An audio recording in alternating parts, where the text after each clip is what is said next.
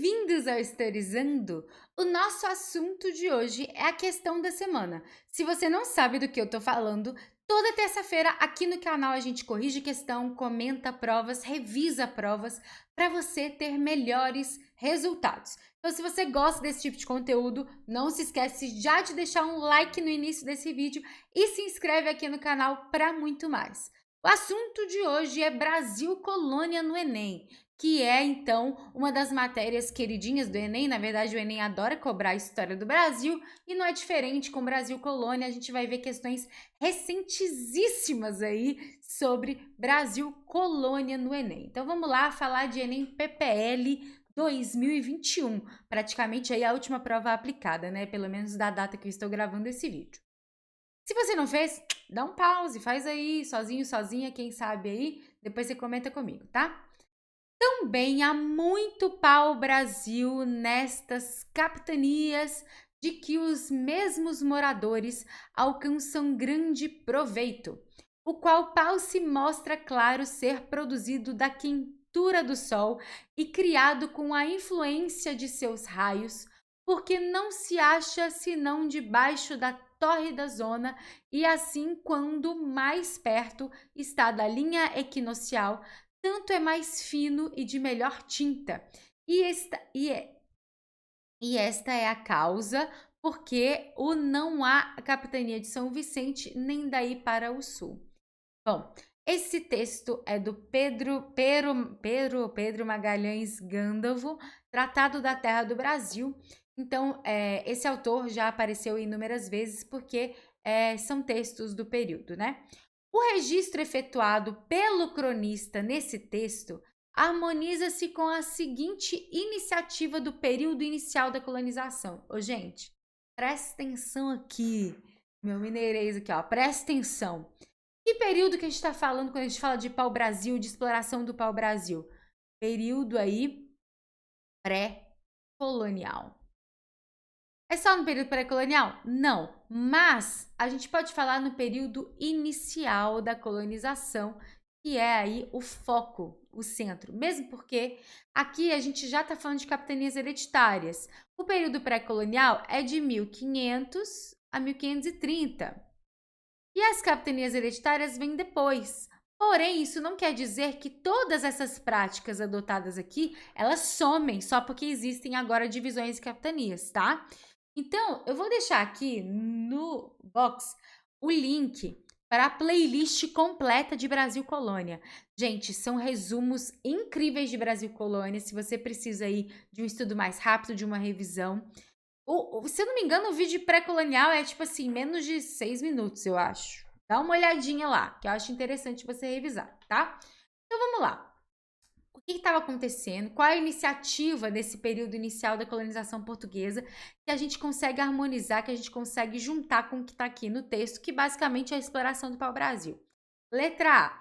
Introdução da lavoura monocultura para efetivar a ocupação do território americano. Olha só. E aí, aqui é para você treinar, para você fazer provas sem errar a questão de humanas.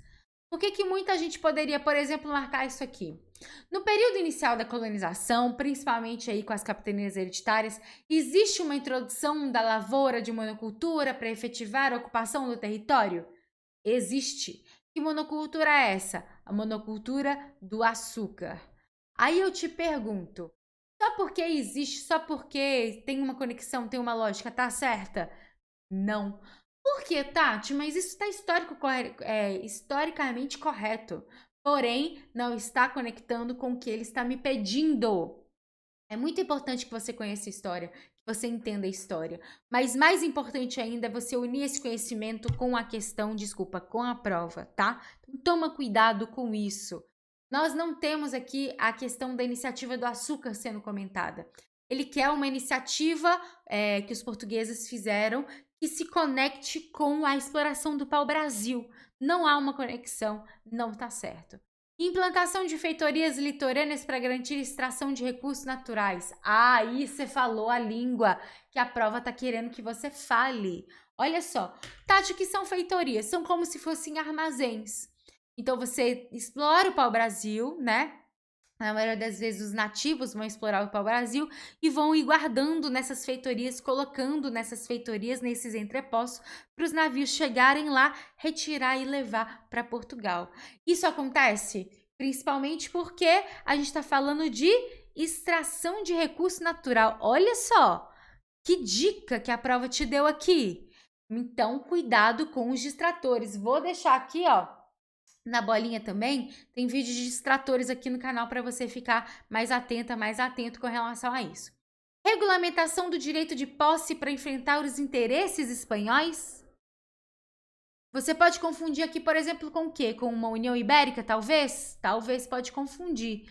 Então, é o seguinte, existe aí um conflito no início da colonização com os espanhóis? Existe.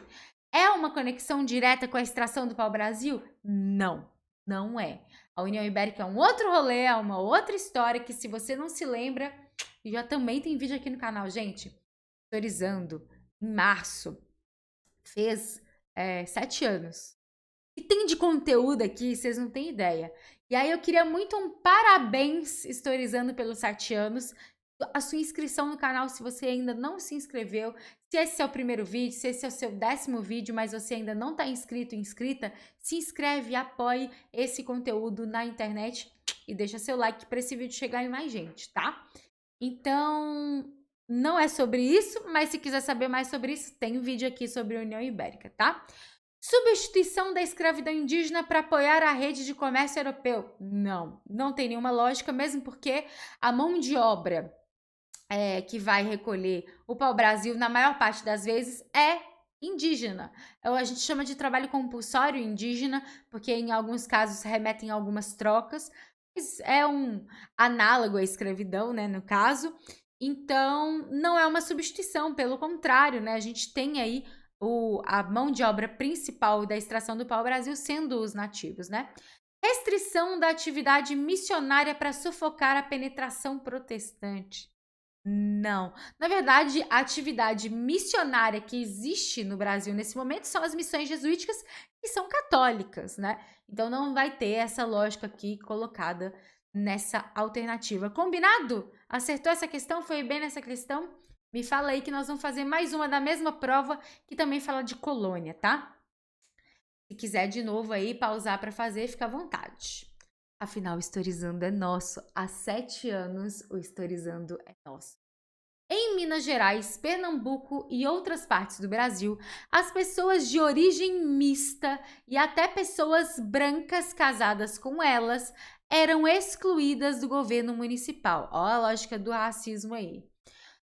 Das irmandades leigas do clero de certos comércios e profissões. Você está excluindo pessoas mestiças. A eleição de um certo homem para a Câmara de Cachoeira, na Bahia, foi contestada em 1748 porque ele era um homem cuja qualidade de sangue ainda era desconhecida. E isso a despeito do fato de que tinha diploma universitário. Um texto da Lilia Schwartz. É da Lilia Schwartz? Não sei que é Schwartz. Gente, Terra Brasileira da Nação.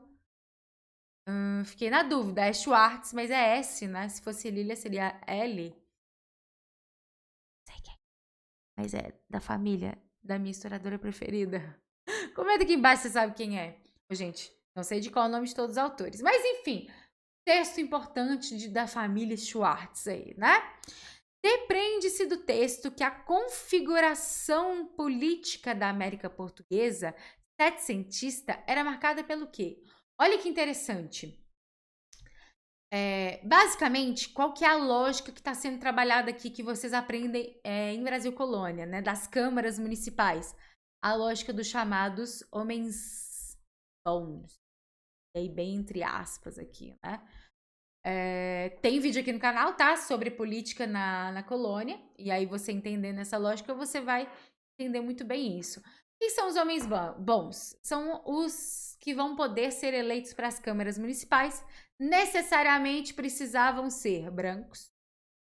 Tem que ter uma família aí de origem também, conexão com branca europeia, né? Tem que ser formado, diploma universitário, etc. E basicamente tem que ser o quê, gente? Homem branco. Tem que ser homem branco, não pode ter nenhuma conexão com mestiçagem ou com questões religiosas que não sejam católicas. Existem regras aí bastante restritivas, tá? Então, basicamente, o que está acontecendo aqui no texto que a gente pode conectar com essa lógica dos homens bons? Letra A. Soberania da igreja na solução de conflitos. Em algum momento aqui, a igreja resolve essa questão? Não. Aí, Tati, mas fala de irmandade de clero. Tá, fala de irmandade. Ô, gente, eu atendo muitos alunos e alunas de pré-vestibular, de um dos maiores pré-vestibulares, inclusive, de Belo Horizonte. E muitos viram para mim e falam assim: ah, mas no texto tá falando clero. Então fala da igreja. Ô, gente, não pega uma palavra, um termo isolado e acha que tá certo. Você tem que pegar o todo, tá? Muita gente faz isso, erra a questão fácil e a TRI faz assim, ó, vai lá embaixo, tá? Tem vídeo sobre TRI aqui para você se você não conhece a TRI. Então, assim, cuidado. Fala que essas pessoas eram excluídas do governo e de outros lugares, desses outros lugares também, como da igreja, entendeu? Cuidado. Então, não tem soberania da igreja para resolver conflito. Tem restrição de participação das instituições? Tem. Basicamente, o texto fala de restrição. Ó, pessoas mestiças, né, que ele chama de origem mista, mas basicamente mestiço. E até pessoas que se casam com essas pessoas são excluídas de uma lógica muito grande, que vai incluir a política, mas não só política, de vários lugares. Então, basicamente, letra B de bola. Investimento em educação de núcleos urbanos. Ô, gente, não, né? Investimento em educação? Você está basicamente aí cometendo atos de racismo, que está muito longe de ser uma questão educacional, né? Crescimento da liberalidade da distribuição de alforria? Não, né? Primeiro que eu nem falo, não tô falando de escravizado aqui, tá?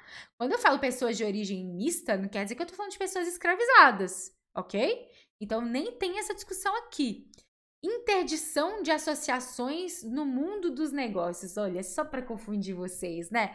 Porque a resposta é bonita. Interdição de associações do mundo dos negócios. Interdição. Interditar, proibir associações. Proibir pessoas que sejam sócias, pessoas que se juntem no mundo dos negócios. Aqui é um distrator que eu chamo de reduzir. Ele é ótimo, né? Porque é uma forma de exclusão, assim como no texto está falando. Mas o texto está voltado para o mundo dos negócios, para a questão dos negócios? Não. O texto está voltado para um todo e o que ele foca é a política e não o mundo dos negócios. Então, olha só, é um excelente distrator.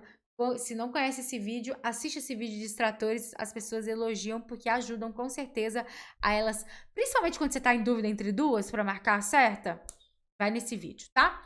Ou, chegou até aqui? Chegou até aqui? Fala então origem mista, sou de origem mista, que basicamente todos os brasileiros é de origem mista.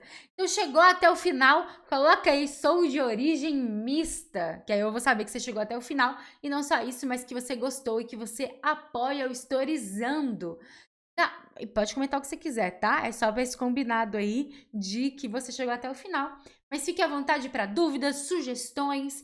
Aqui no YouTube é Historizando, nas outras redes sociais é Historizando Tati. Apoie todas essas redes, se inscreve no canal, deixa o seu like, compartilha esse vídeo naqueles grupos de estudos que você tem, que eu sei. Compartilha para mais gente ver. E é isso. Muito obrigada pela sua atenção. Um beijo e até a próxima.